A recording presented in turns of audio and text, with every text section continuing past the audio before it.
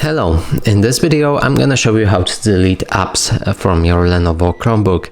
So in order to do this, we'll need to press on our time settings right here, and that way we'll open this menu, then navigate to the gear icon and enter settings.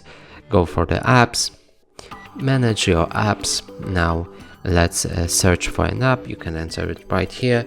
So for me it's gonna be Tab Titans.